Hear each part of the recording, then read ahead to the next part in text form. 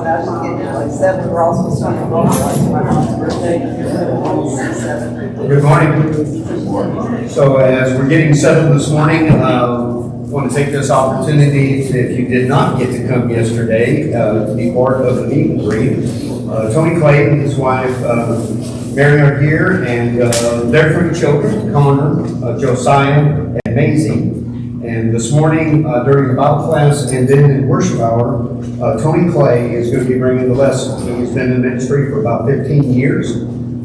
He is coming to us from Gadsden, Alabama, and I've taken enough of his time. So Tony, come up here and let me pray over you, and we will get started.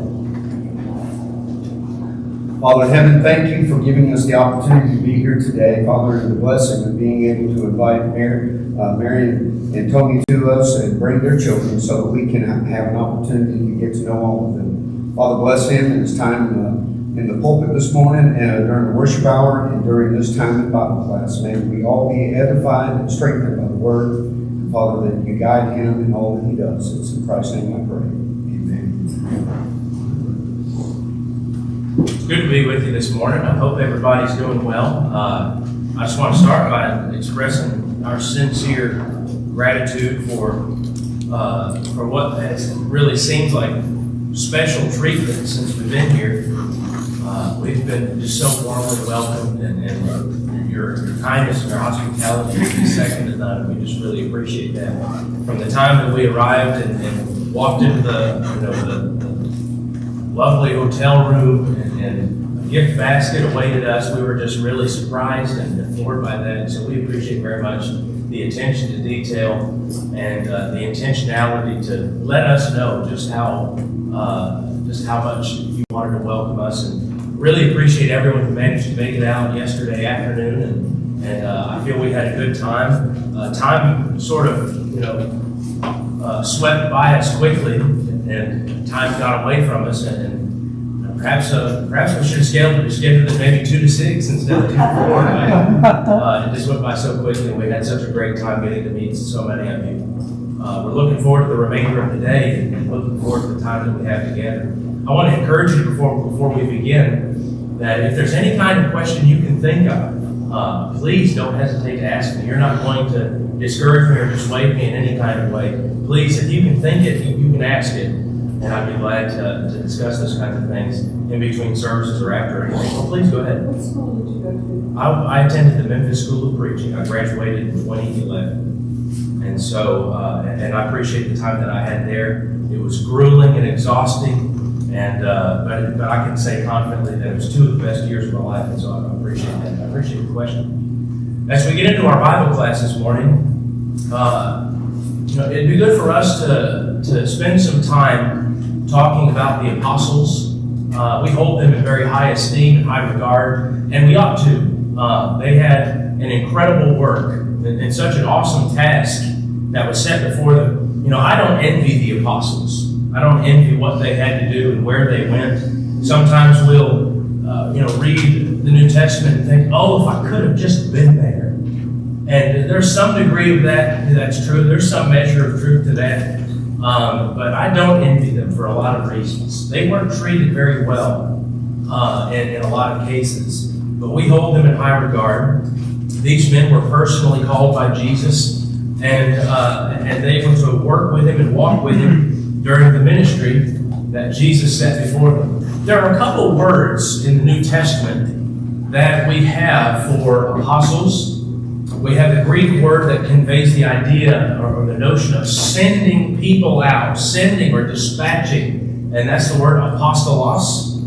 And then we have the word that is about commissioning someone with authority, commissioning someone to be a representative, and that is the word apostello.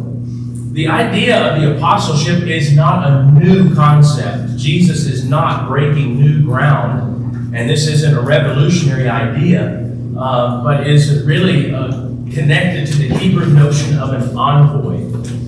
And this would be common. The rabbis would have their students, they would have their disciples whom they would send out to bear the message and represent them, and they would send them out for specific tasks. And Jesus is doing something very similar. And so this would be well-documented idea in the rabbinic writings, and there's a Jewish adage that is that's a man's envoy is as himself. And so when Jesus sends out his disciples, this is not an altogether uncommon or strange situation for the people to whom they are being sent. And so Jesus, when he calls the apostles, Mark chapter 3, verses 13 and 14, he called to himself those whom he wished, or to himself those whom he desired. That's what we read. That when he went up on the mountain, he called to him those whom he desired. They came to him, and he appointed 12, whom he also named apostles, so that they might be with him, and he might send them out to preach. What's interesting is that when it comes to the apostleship, there were no volunteers, and there was no application process. Jesus called to himself those whom he desired, those whom he wished. And these men were to travel with him. They were to share food with him, to share lodging with him. They were to behold and witness all the things that Jesus would both say and do in every place where he went. And they were to proclaim that the kingdom of heaven was at hand, and they, as individuals being commissioned out, would act as representatives. And they would speak authoritatively as those who had been sent out by him. Now, when we find lists of the 12, there's some unique things. Who is always listed first? Who can remember? Peter, yes. Simon is always mentioned first. Who is always mentioned last? Judas Iscariot, the betrayer, absolutely.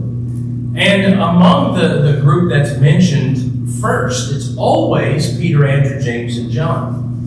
We have affectionately named those men the inner circle. Now, Jesus never called them that, but we call them that because they held a very special place as part of the apostles and as a part of Jesus' close association of friends. Peter, he's an interesting fella, and he owes his brother a great deal. If it were not for Andrew, then Peter would not have come to be a disciple. It makes sense that these four, Peter, Andrew, and also the sons of Zebedee, James and John, it makes sense that they would be close to Jesus. All five of these men, so Jesus and then Peter, Andrew, James, and John, are all from the same area. Who could tell us where they are from, these people, these four? What part of the country are they from? They're from Galilee. More specifically, they're from Bethsaida. And so, like a lot of small towns, if you've spent much time in small towns, you end up knowing everybody. Everybody knows everybody. Everybody is aware of any of the kind of family changes that occur there. And in Galilee and in Bethsaida, these men are going to know each other. They're going to know each other quite well. And not only are they going to know each other, but they're going to know each other's families. Add on top of that, the sons of Zebedee. Zebedee is married to Salome. And who is Salome but Mary's sister? And so James and John, well, they're kin, they're family. Of course it makes sense that Jesus would be close to these men. These are all fishermen. And Jesus, after all, is the greatest fisher of men. Yes, ma'am. What's your opinion on how Jesus chose these men to be his apostles? That's a great question, and not necessarily one that I necessarily think has a clear answer. He desired them, and we could speculate on some of the qualities that each of these men have. I think we're on safe ground to say that Jesus, absolutely knowing all things, would know their potential and know what they could do. And I think the answer may best be seen in what they wound up doing after he had called them. And we'll take note of some of those things as we move along this morning. When we talk about this inner circle, we talk about James and John, and we talk about these men with Simon. There's a strong closeness. This is a unique situation because these three are the only ones to whom Jesus gives a nickname. Now, what is Simon's name that Jesus gives him? Well, he calls him Peter. Peter is Greek, Cephas, Aramaic. And that's unique because in Matthew chapter 16, we sort of see that name bear itself out in a practical way. Jesus takes Peter's confession. He says, "Whom do you say that I am?" And Peter says, "Well, you're the Christ, the Son of the living God." And Jesus blesses him for that. He says, "Blessed are you, Simon, son of Jonah, for flesh and blood has not revealed this to you, but my Father who is in heaven." And he says, "You are Peter, and on this rock I will build my church." You are Peter. Peter, a small stone or a pebble, and upon this rock, Petra, this boulder, this bedrock, I will build my church. And so the confession that Peter is making, with a very similar word, the confession that Peter makes is greater than Peter himself. And that's an important thing to note. But James and John also have a nickname. What are the nicknames that are given to James and John? Sons of Thunder. If that doesn't sound like a kind of nickname you'd give the World Championship tag teams from Galilee, you can almost hear the music hit, the pyro, the lights come down. Sons of Thunder. That's an exciting nickname, isn't it? The Aramaic Boanerges, but it sounds better in English, Sons of Thunder. They earned those nicknames. They were fiery individuals, very, very thunder-like individuals, very bold, kind of fly off the handle. When we look at Luke chapter 9, we sort of see this on display. James and John earned this nickname. They earned it. And you'll hold your finger there for a moment in Luke 9. It's important for us to make a distinction here. These are close friends. They are very near to Jesus. And we will take note of a couple of occasions where they're given special, intimate access that no other disciples have been given. But Peter, James, and John were not shown favoritism. Jesus is no respecter of persons. Jesus is not going to show partiality. He's not going to bring some near and exclude others. Now, as imperfect people, we might do that. We might show favoritism. We might develop cliques and close associations and exclude others. But Jesus did not do that. He didn't bring them near to him because they were his favorites, but rather, maybe it suggests that they were the weakest of the disciples. There's a real extreme importance to their work. I don't envy the apostles and what they were doing, but there's a real importance to it. And consider all that they were going to do, which we'll cover some of that toward the end. But one need only casually read the New Testament to see what kind of person Peter was. Peter, always the first one to speak up, always the first one to step out of the boat, as it were. Peter, always the first one, they say that it's better to be thought a fool than to open your mouth and remove all suspicion. Well, Peter, he left nothing to the imagination. Peter just let it know, let everybody know what he knew and what he didn't know. And he couldn't help himself in that way. Very brash.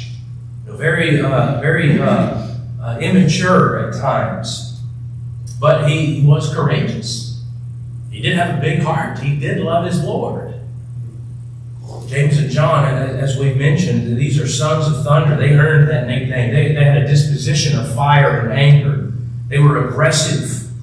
And this is demonstrated in Luke chapter 9. When we start reading verse 51, we're reading of an occasion where Jesus is setting his face to go to Jerusalem, and it's an important thing. He's sort of winding down, or he's really ramping up more accurately as he gets close to the end of his ministry. But he is setting his face to go to Jerusalem, and this is a common practice. Every Jew was in Jerusalem multiple times a year for these feast weeks. This is no exception. And so what would be a better way to do it? To take a direct path through the villages of Samaria, or to take an alternate route that requires more time? the Samaritans are on to these Jews. John 4:19, they have no dealings one with another, Jews and Samaritans. These Samaritans don't want all of these Jews who are traveling from Galilee to Jerusalem for them to clutter up their inns and their houses. They don't have dealings with one another. Please go away and stay somewhere else. And so they did not receive him, verse 53, because his face was set toward Jerusalem. This is a significant and serious infraction, certainly worthy of the aggression that we read in verse 54, or maybe not. When his disciples, James and John, saw it, they said, Lord, do you want us to tell fire to come down from heaven and consume them? They won't let Jesus and his disciples stay in the village, so most certainly we must bring down fire from heaven similar to Sodom and Gomorrah. Equal infractions, equal sins, right? Well, Jesus didn't think so. He turned and rebuked them, verse 55, and they went on to another village. Jesus essentially says to his disciples, hey, it's not that deep, it's not that serious, please don't misunderstand. And so they go on to the next village. But what this passage reveals for us is the disposition of James and John.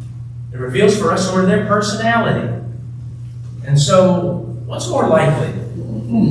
That Jesus was showing favoritism to some of his fisherman buddies and some of his family, or that Jesus took note of the brash, impulsive, angry individuals who needed to be front and center and witness Jesus' glory. I know a little bit what this might be. When I was in the 3rd grade and I was in Mrs. Chambers' class, and I know it seems so unusual, you're not going to believe me, but I was a bit of a class clown. I was a little talkative. And that was somewhat disruptive. And so what did Miss Chambers do? She took me away from my friends and put my desk right next to hers. Ah, the audacity. But looking back on it now, I realize just how necessary that was. I was able to be front and center. I was able to be reined in and to be close to her, and I benefited as a result. I certainly wasn't going to shout and talk across class because that's too overt. That just doesn't make any sense. And so it was beneficial to me. Perhaps it's the case that Peter, James, and John needed to be nearer, needed to have a special, close, and personal touch in order for them to grasp these things that perhaps came easier to these other disciples. With our remaining time, let's look at a few instances where Peter, James, and John are given special access to Jesus, special access to his majesty and his might. Open with me Mark chapter 5. Now in Mark chapter 5, we have a situation where the ruler of the synagogue has a daughter who is sick. Jairus is his name. She's 12 years old, and she's dying. In Mark chapter 5, he comes to him in verse 22. Seeing him, fell at his feet, implored him earnestly, my little daughter is at the point of death. Come lay your hands on her so that she may be well and live. Jairus believes that Jesus has power to heal her. He believes that. And when we look at the parallel accounts in Matthew 9 as well as in Luke 8, those passages describe it a little bit differently. Jairus comes to Jesus and he says, my daughter is dead. It's not that my little daughter is at the point of death the way that Mark describes it. And what we're to take away from that is she is as good as dead. She is so near to the point of death that this is the last effort. This is all that is possible. He's come to his wit's end. And his only hope is that Jesus, he laid his hands on her and she'd be made well and live. It tells us in verse 24, he went with him. So Jesus stopped what he was doing and went with Jairus. And it tells us that a great crowd followed him and thronged about him. Now, you know what it's like walking through a crowd, where you've got people shoulder to shoulder, arm in arm, front and back. And is it very easy to move through a crowd like that? Are you able to do that very quickly? No. So Jesus is moving through a crowd, and this crowd, they want Jesus. They're interested in the healing that he provides and certainly the spectacle that surrounds him. So while Jesus and his disciples are moving through the crowd, there's another woman another person who also is in need of healing. This woman has had an illness and has had a situation going on for 12 years. Incidentally, just as long as this little girl, Jairus' daughter, has been alive. And she says within her own mind, if I just could touch his garment, I know he'll heal. I know that he can do it. And so she touches his garment, she's healed. She feels the issue that she's dealing with leave her. And Jesus answers, who touched me? The disciples say the exact same thing that you and I are thinking. Jesus, you're walking through a crowd. What do you mean, who touched you? And so he turns and he asks that, not for his benefit, not for his disciples' benefit, but for the woman. And so she comes to him and she says that she told the whole truth, verse 33, and told him what happened. She fell down before him on that occasion. And what Jesus says in verse 34 is very interesting. He says, daughter, your faith has made you well. Go in peace and be healed of your disease. He refers to this woman as daughter when he's on his way to heal someone else's daughter. Be Jairus for a moment. You're healing this woman, but my daughter needs to be healed. Why aren't we moving? Why aren't we getting there quickly? And while Jesus is still exhaling the words, verse 35, while he was still speaking, there came from the ruler's house some who said, your daughter is dead. Why trouble the teacher any further? But overhearing what was said, this is what Jesus says in verse 36. Do not fear, only believe. And this is where it gets very interesting. Because in verse 37, he allowed no one to follow him except Peter and James and John, the brother of James. It tells us that they came to the house of the ruler of the synagogue. Jesus saw a commotion, people weeping and wailing loudly, verse 39. And when he had entered, he said to them, why are you making a commotion and weeping? The child is not dead, but sleeping. The audacity for Jesus to say something like that when all of these people are weeping, wailing, crying out. They're agonizing. One of the most traumatic and one of the most frustrating and frightening things that has ever happened on the earth. The thought of the loss of a child's life. And Jesus says, why are you making a commotion? Why are you weeping? The child is not dead, but sleeping. And what can they do but laugh at him?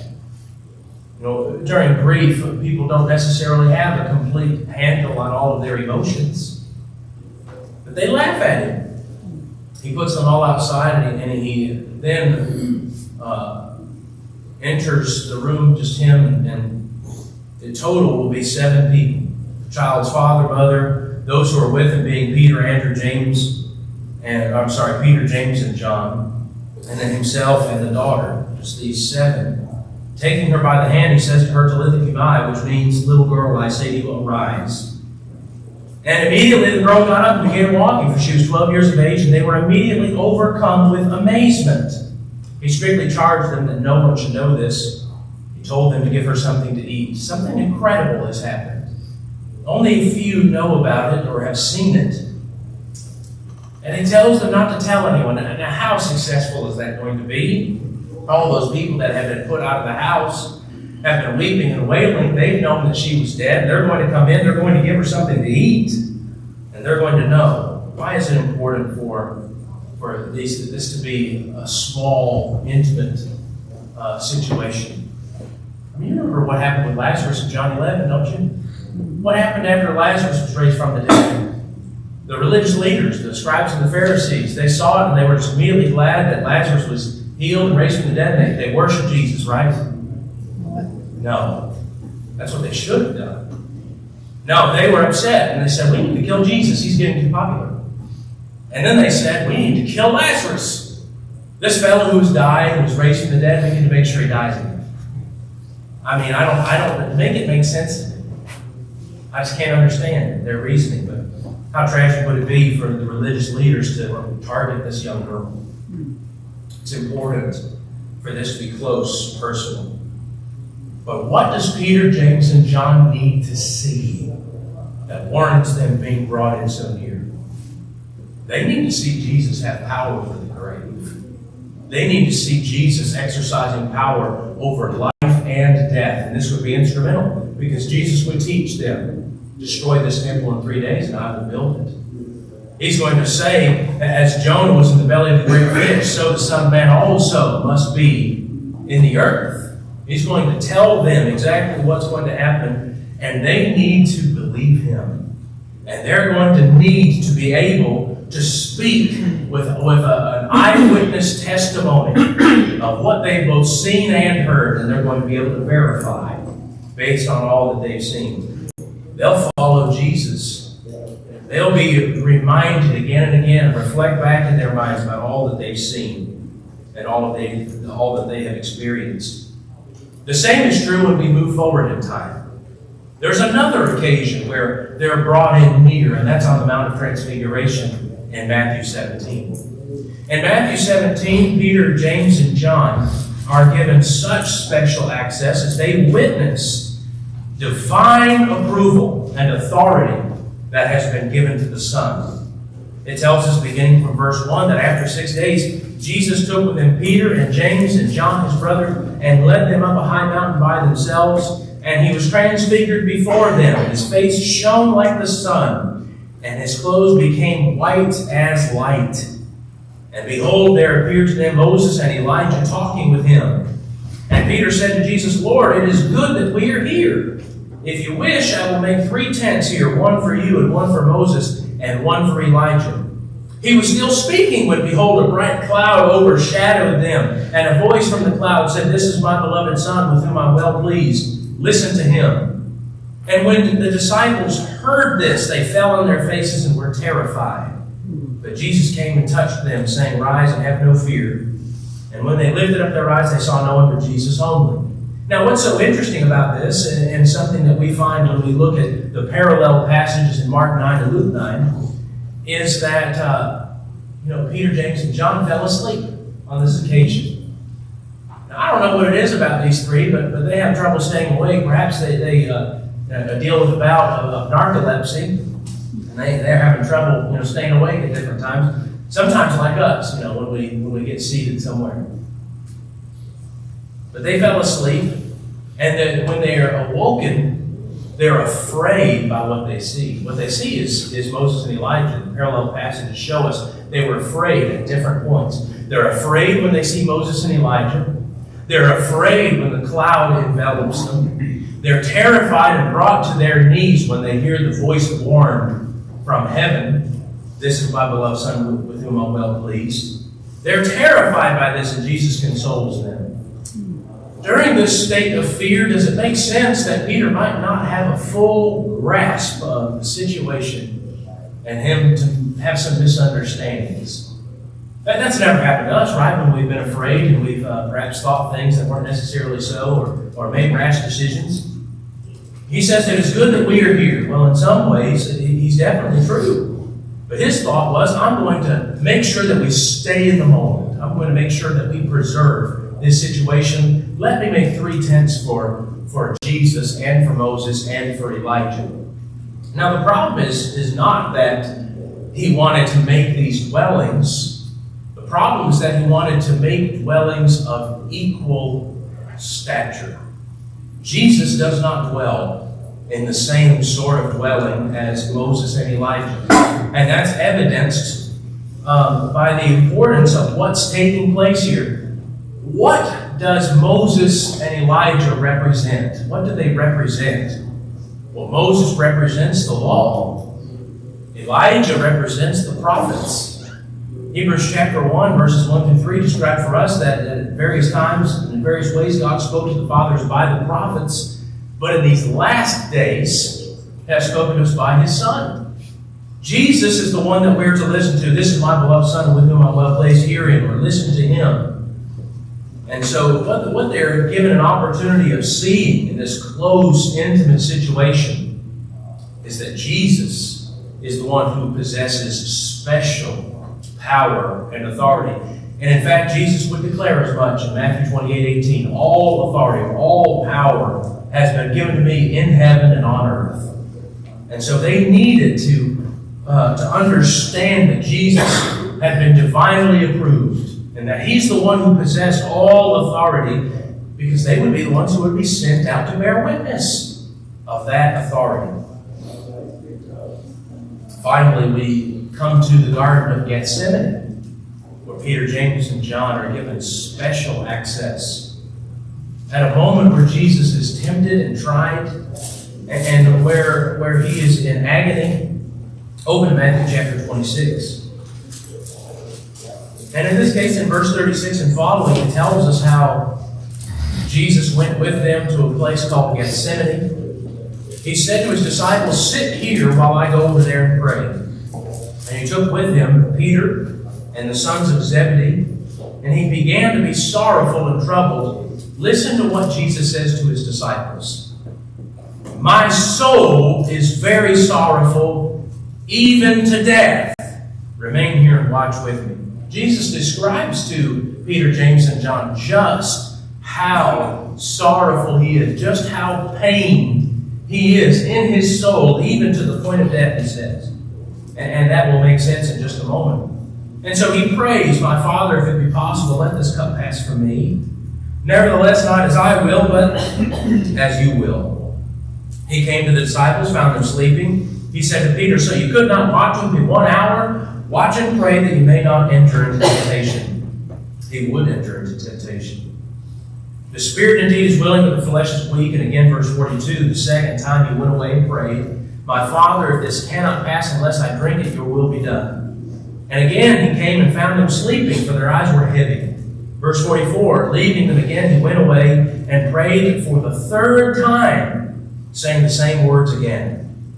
And then he came to the disciples and said to them, "Sleep and take your rest later on. See, the hour is at hand, and the Son of Man is betrayed into the hands of sinners."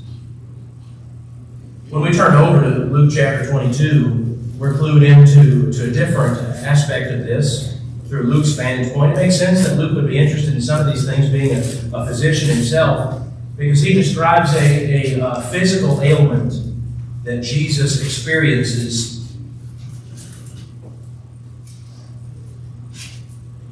The disciples are having a difficult time dealing with all of the things that's been mentioned. Let's not forget that prior to their coming to the garden, Jesus has already told them that where I'm going you cannot come, John 13. He's told them, "Do not let your hearts be troubled," but their hearts are troubled, John 14.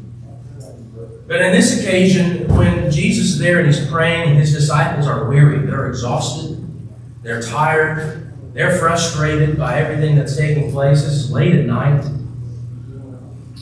What we read in verses 39 and following of Luke 22, he comes and as it was his custom at the Mount of Olives, the disciples followed him. He came to the place, he said to them, "Pray that you may not enter into temptation." He withdrew from them about a stone's throw and knelt down and prayed, saying, verse 42, "Father, if you are willing, remove this cup from me. Nevertheless, not my will but yours be done." And there appeared to him an angel from heaven strengthening him, and he needed him. And being in agony, he prayed more earnestly, and his sweat became like great drops of blood falling down to the ground.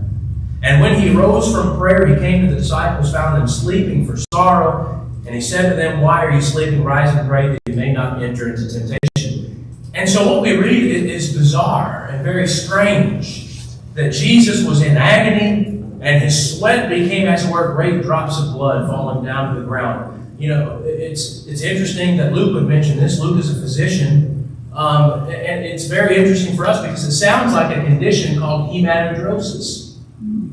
And what this looks like is the capillaries under the skin will burst, and blood will flow out of the pores of the skin. And this was something that followed such intense stress and trauma that many of those afflicted by this would go into shock, seize, and die.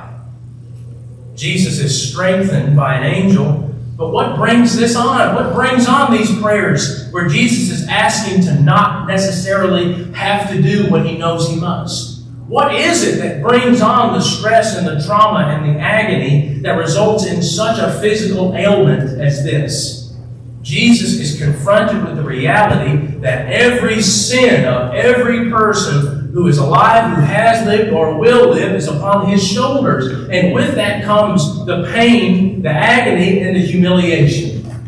It's been said that Jesus was crucified on a cross in a twilight of two worlds, between the physical realm and the heavenly one, and he's the only one that can bridge the gap between the two. The only one who can take my sin and bear it.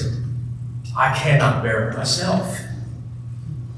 Why must Peter, James, and John be brought so near to see Jesus in this moment? They needed to see how Jesus would be sacrificial. They needed to see how Jesus would put the mission ahead of his own personal suffering. And this would be something of a requirement for them as well. These disciples would need to do the same thing in their ministry as Jesus was doing, and you and I must do the same thing as well. So much more could be said about the inner circle, as it were. But when we talk about Peter, James, and John, they have witnessed Jesus' greatest moments of triumph and his darkest trials. They've seen both of it. When Jesus is there triumphant on the Mount of Transfiguration, or when Jesus is in pain and in sorrow and in agony in the garden. How encouraging is it to know that he can take deeply flawed men and make something of them? How encouraging is it to know what might he be able to do with me? Consider how Peter was humbled as a result of being brought near to the Lord. And he was prepared. You know, it was mentioned multiple times, pray that you may not enter into temptation. When we look at John chapter 13, those last few verses there, alongside him saying that where I'm going you cannot come, you'll come later. You know, Peter, he's like, why can't we come with you? And it's on that occasion that Jesus reminds him or tells him that he's going to deny him 3 times before the morning crow of the rooster there. He's humbled, and you know, because of his circumstances, he does in fact fall into temptation and sin. But the Lord prepares him to feed his sheep. The Lord makes it possible for him to be useful in feeding and taking care of his people, and that would be seen in the way that Peter worked as an apostle and as an elder in 1 Peter chapter 5 and verse 1. Consider how Peter was so useful. He was the one to make that confession, and he was said to be a rock. You know, and it would be closely associated with that. Peter, you know, he was given opportunity to be instrumental and to be a leading member of the apostles. He was sort of always the de facto leader among them, always the first one to speak up, speak out, always the first one to step forward. And we see that on display in Acts chapters 2 and 3, where Peter is the one who preaches the first 2 recorded sermons in the New Testament as it relates to the church, where thousands of people came obeying the gospel. Peter is also the one who's instrumental in Acts chapter 10, the one selected by the Lord to go and to graft in the Gentiles by preaching to Cornelius and his household. Can we say that Peter took upon himself a leadership role? Absolutely. Peter's the one who spoke on behalf of the Gentiles in Acts chapter 15, when the Jerusalem Council of Elders met together and tried to determine how much was too much and what could or ought not to be required of Gentile Christians. Jesus brought Peter near and had an incredible impact upon him. What about James and John? They struggled with their anger, but they would be instrumental in leading the early church. That they would long to be first in the kingdom, and their mother would long for them to be first in the kingdom. Lord, when you come into your kingdom, put me on your on your right hand and the other on your left. They didn't understand what they were asking. They didn't understand what was involved in all of that. Jesus asks them, are you able to be baptized with the baptism that I am able to be baptized with? Are you able to suffer as I'm going to suffer? They say yes. And in that same passage, Jesus would say, whoever would seek to be first must be your slave. He would say earlier in that passage that whoever would be first must be last, and the last first. And what's interesting about that is that James and John were first and last. Acts chapter 12, James is the first apostle to die a martyr's death. And John is the only one, at least tradition tells us, that did not die as one of the apostles a martyr's death. He was exiled and left alone. Our Lord managed to take these defective men and make something of them. What can He do for me and you? How do we know the Apostle John today? Do we know him as son of thunder? Do we know him as son of Zebedee? Or do we know him as the disciple whom He loved? He took a son of thunder and made him into the apostle of love. What can He do with me and you? Let's not shrink back from this task that's been given to us to go into all the world and preach the gospel to the whole creation. Let's not shrink back. They did not shrink back from taking the gospel so that Colossians chapter 1, every ear under heaven had been exposed to the gospel. Perhaps it's not the case that they were brought so near to Him because they were Jesus' special group of friends. Perhaps they needed that close personal touch. It might be that one of us needs that. If you see someone, if you know someone who's struggling, someone who needs a friend, someone who needs encouragement, bring them near to you. Take an interest in them. Show them what's possible. If you give them the time and the attention that they need. And as a soul made in the image of God, what they deserve from each one of us. That's love. Jesus loved them. May we imitate His love and recognize how He's loved us. I so appreciate each one of you being here, and I'm really looking forward to the remainder of our time together. I'm especially looking forward to the time with bowed head and lifted up voices you and I can praise our God together. So thank you so much.